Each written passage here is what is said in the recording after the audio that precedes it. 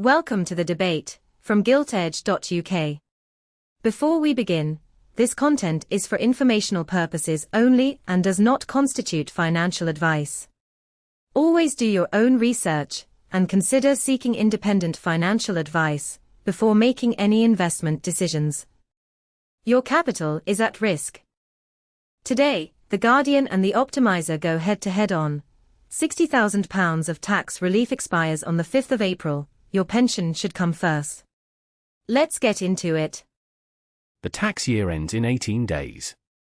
You've got a £60,000 pension allowance and a £20,000 I.S.A. allowance expiring on the 5th of April, and one of them hands you free money from the government. The pension should come first. Free money, that's the pension lobby's favorite phrase. But it's not free money, it's deferred tax.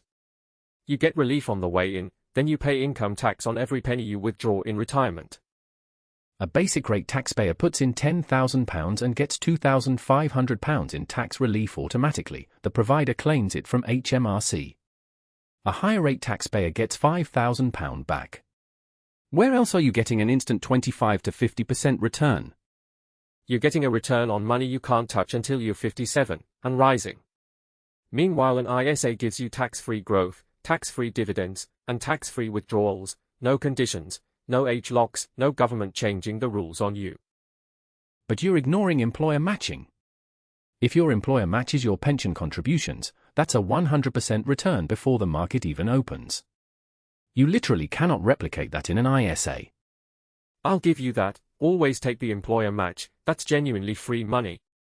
But once you've hit the match, every extra pound is a choice, and the I.S.A. is the better wrapper for it. Why? Because you might need the money sooner? The flexibility argument is weaker than people think. Most people don't actually raid their I.S.A., they just like knowing they could. Tell that to someone who got made redundant in 2024, or needed a deposit for a house, or had a medical bill. Flexibility isn't a luxury, it's survival. You can't eat tax relief you're not allowed to access for 30 years. That's an emotional argument, not a financial one. If you're a higher rate taxpayer and you withdraw in retirement at basic rate, you've permanently captured a 20 percentage point tax advantage. The maths is overwhelming. If you withdraw at basic rate, that's a massive assumption. The state pension alone is nearly £12,000 a year now. Add a defined benefit scheme or rental income and you could easily be paying 40% in retirement too. Then your tax relief was worth precisely nothing. Even if you pay the same rate, you've had decades of tax-free compounding on the government's contribution. That £2,500 top-up on a £10,000 contribution compounds for 25 years, that's not nothing. The I.S.A. compounds tax-free too, but without the sting in the tail. Run the numbers over 25 years at 6% growth, a pension looks bigger on paper, but after you pay income tax on withdrawals, the I.S.A. catches up fast, and sometimes wins outright. I've run those numbers. For an additional ratepayer getting 45% relief and withdrawing at 20%, the pension wins by a country mile. It's not even close. Sure, for the additional ratepayer who drops to basic rate in retirement, the unicorn scenario. But here's something nobody talks about: inheritance. Your I.S.A. passes to your heirs completely tax-free. A pension? Since April 2027, it's taxed as income on the beneficiary. That's a fair point on inheritance, but you're planning your financial life around dying, not living. Most people need to optimize for their own retirement income, not their estate. It's not about planning around dying, it's about keeping options open.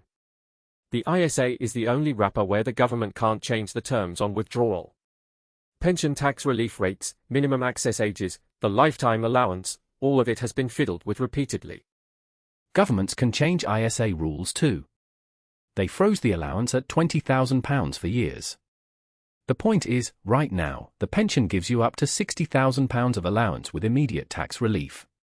The I.S.A. gives you £20,000 with none. Which is exactly why the I.S.A. allowance is more precious. It's scarce, only £20,000 a year, use it or lose it. You can carry forward unused pension allowance for 3 years. You can't carry forward I.S.A. allowance at all.